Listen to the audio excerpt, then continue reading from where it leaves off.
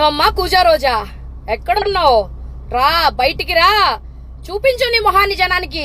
మాట్లాడితే వారానికి ఒకసారి మందన వేసుకొని వాళ్ళ దగ్గర డబ్బులు మింగేసేసి తిరుపతి గుడికి వెళ్ళి వేడుకొండల సాగు ఉన్నాడు నాకని చెప్పుకోవడం కాదు. రా బయటికి రా.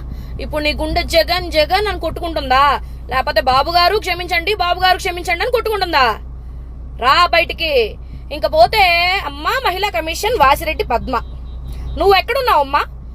ఒక్క భారతిరెడ్డి గారి కోసమే పనిచేసినట్టున్నావు. ఆవిడ ఒక్కటే మహిళ అనుకుంటా నీకు ఈ ఆంధ్రప్రదేశ్ లో. అందుకే మహిళ అన్న ప్రతి ఒక్కళ్ళు చూశారు, నికార్సైన సమాధానం ఇచ్చారు ఒక్కొక్కళ్ళకి కూడా. ఇప్పటికి కూడా మీరు ఇంకా 11 సీట్ల లీడింగ్ లో ఉన్నారు. నాకు తెలిసి సింగిల్ డిజిట్ తో ఆగిపోతారేమో, చూసుకోండి. ఇంతకన్నా పరాభవం మీకు ఇంకొకటి ఉండదు. ఇది ప్రజల తీర్పు, ప్రజల తిరుగుబాటు. మీరు టీడీపీని లేకుండా చేస్తారా? బాబు గారికి ఉన్న అనుభవంలో అంత ఉందా మీకు?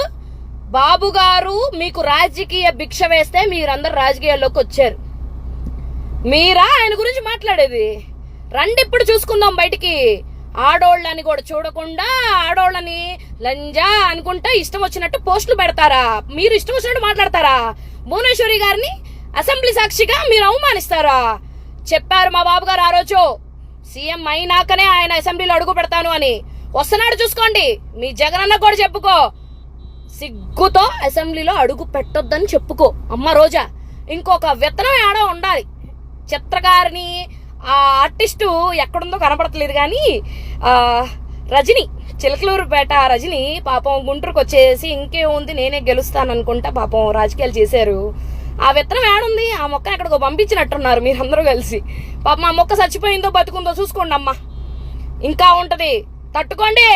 5 ఏళ్లు తట్టుకున్నాం, ఇక మమ్మల్ని తట్టుకోండి మీరు.